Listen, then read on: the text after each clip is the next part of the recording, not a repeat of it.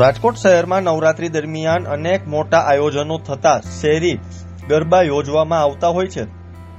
કાયદો અને વ્યવસ્થા જળવાઈ રહે તે માટે ખાસ પોલીસ બંદોબસ્ત ગોઠવાયો છે. ખાસ કરીને મહિલાઓની સુરક્ષાને ધ્યાનમાં રાખીને મહિલાઓ પોલીસની ટીમ વિશેષ તૈનાત કરાશે, જે ગરબા સ્થળોએ હાજરી આપી આવારા તત્વો પર નજર રાખશે. રાજકોટની સી ટીમ ઉતારવામાં આવી છે, જે ગરબાના સ્થળો પર નવરાત્રીના કપડાં પહેરીને પોતાની ફરજ બજાવે છે. ત્યારે જુઓ અમારો ખાસ અહેવાલ.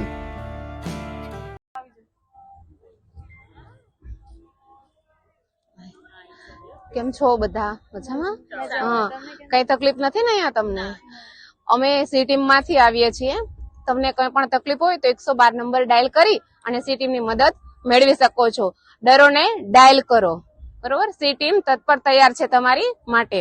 અવાવરું જગ્યાએ એકલું જવું નહીં, અજાણ્યા વ્યક્તિને લિફ્ટ આપવી નહીં અને અજાણ્યા વ્યક્તિની લિફ્ટ ક્યારેય લેવી નહીં. અને ક્યારે પણ તમને તમારી જાતને સેફ ના અનુભવો ત્યારે તમે 112 નંબર ઉપર કોલ કરી અને સી ટીમ ની મદદ મેળવી શકો છો. સી ટીમ તત્પર તૈયાર છે તમારી મદદ માટે.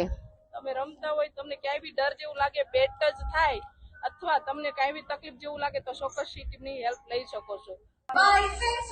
મહિલા સિટીમાં આપણે રાજકોટ સિટીમાં ટોટલ 4 થી 5 ટીમ કાર્યરત છે. દરેક ટીમમાં 4 વ્યક્તિઓ, 4 કર્મચારીઓ ફાળવવામાં આવે છે. હવે એ કર્મચારીઓનો ડ્રેસ કેવી રીતના હોય છે, ડ્રેસ કોડ તો બે કર્મચારીઓ છે એ ટ્રેડિશનલમાં હશે, એક કર્મચારી આપણે યુનિફોર્મમાં હશે અને એક કર્મચારી આપણે છે એ આપણે દુર્ગા શક્તિ સી ટીમ નો જે યુનિફોર્મ છે એમાં હશે. અને ખાસ કરીને સખત આપણે પાર્ટી પ્લોટ, સોસાયટી, શેરી ગરબામાં અમારું સખત પેટ્રોલિંગ હશે અને અવાવરું જગ્યાએ વધુમાં વધુ પેટ્રોલિંગ ત્યાં અમારું રહેશે. કિસ્સાઓ બનતા હોય છે રોમિયાના, છેડતીના, ત્યારે લોકોને પકડી અને નજીકના પોલીસ સ્ટેશનમાં એને મૂકવામાં આવે છે અને અહીંયા એની ફરિયાદ દાખલ કરવામાં આવે છે. જો કે અમે જયારે ટ્રેડિશનલમાં હોય છે ત્યારે અમને બી નથી ઓળખી શકતા કે આ મહિલા કોન્સ્ટેબલ છે કે મહિલા પોલીસ તરીકે અમારી સાથે રમી રહ્યા છે. તો ક્યારેક અમારી સાથે અમારી પણ શેરપી કરે છે, પણ અમે ત્યારે એને ખરેખર કાયદાનો પાઠ ભણાવીએ છીએ. એટલે અમારું એક છે કે કાયદામાં રહેશે તો ફાયદામાં છે. મારું નામ દ્રષ્ટિ છે. તમે ક્યાંથી આવ્યા છો ને આ નવરાત્રી રમવા આવ્યા છો? તો પણ અહીં રાજકોટનું જ છે, હું અહીંથી જ આવું છું અને નવરાત્રીનો મજા લેવા માટે, ગરબા રમવા માટે આવું છું. કેટલા સમયથી તમે રમવા આવતા હોય છો અને કેટલો શોખ છે? શોખ બહુ જ છે, કેમ કે આખું વર્ષ આજ તહેવારની છે રાહ જોતા હોય છે અને ઘણા ટાઈમથી અહીંયા જ આવું છું, સુરભીમાં જ.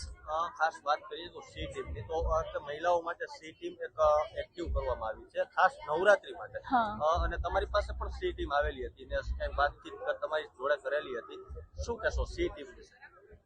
સી ટીમ છે ઘણી ઉપયોગી છે, કેમ કે ઘણી વાર એવું બને છે કે અમને બેડ ટચનો અનુભવ થાય છે અથવા તો અસામાજિક તત્વો છે એ ખરાબ રીતે સામે જોતા હોય છે કે એવું ઘણી વાર થાય છે. તો હવે સી ટીમ છે એ ઘણી ઉપયોગી બને છે આ બાબતે.